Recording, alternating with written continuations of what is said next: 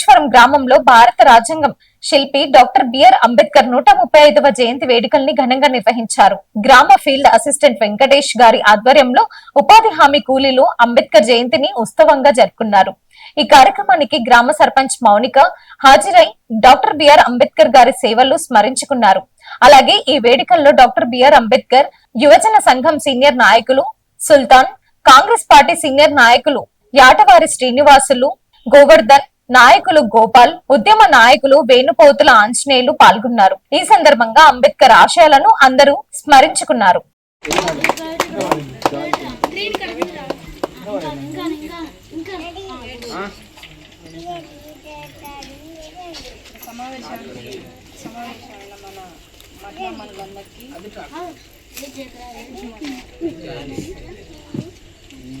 Doctor BR Ambedkar గారి 135వ జన్మదిన శుభాకాంక్షలు తెలియజేస్తున్నాను.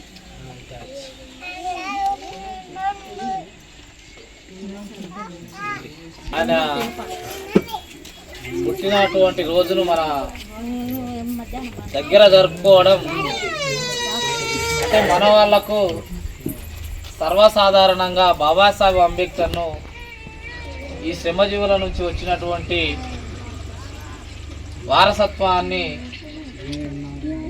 పుణికిపుచ్చుకొని కాస్తో కోస్తో చదువుకొని ఆయన ఇచ్చిన అవకాశాలను అన్నీ కూడా తల్లిదండ్రులు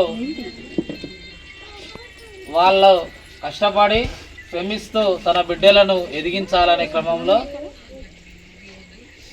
చిన్ననాటి నుంచి 5 సంవత్సరాలు ఎప్పుడైతే నిండినవో అప్పటి నుంచి హాస్టల్ వైపు మళ్లించి చదువుకోవాలనే ఆకాంక్ష కల్పించినటువంటి ఈ శ్రమజీవులకు ప్రత్యేకమైనటువంటి ఉద్యమాభివందనాలు. ఎందుకంటే మీ కడుపులో పుట్టినటువంటి బిడ్డలు ఒక ఉన్నత స్థానాలకు ఎదగాలని కలలు కానీ మన తాత ముత్తాతలు చదువుకోక ఇబ్బందులు పడుతూ వారు వెనుకటికి ఎట్టి చాకిరి బహుశా అంటే ఒక 3వ తరం వెనక్కి పోతే మన నాయనయ్య వరకు కాస్త మన నాయనలు ఒక సగ జీవితం వరకు అనుకోవచ్చు.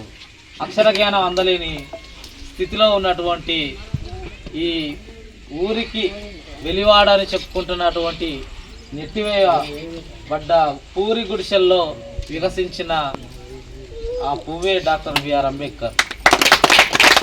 అంటే ఆయన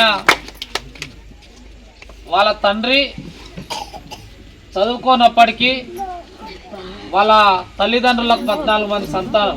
థ్యాంక్స్ ఫర్ వాచింగ్.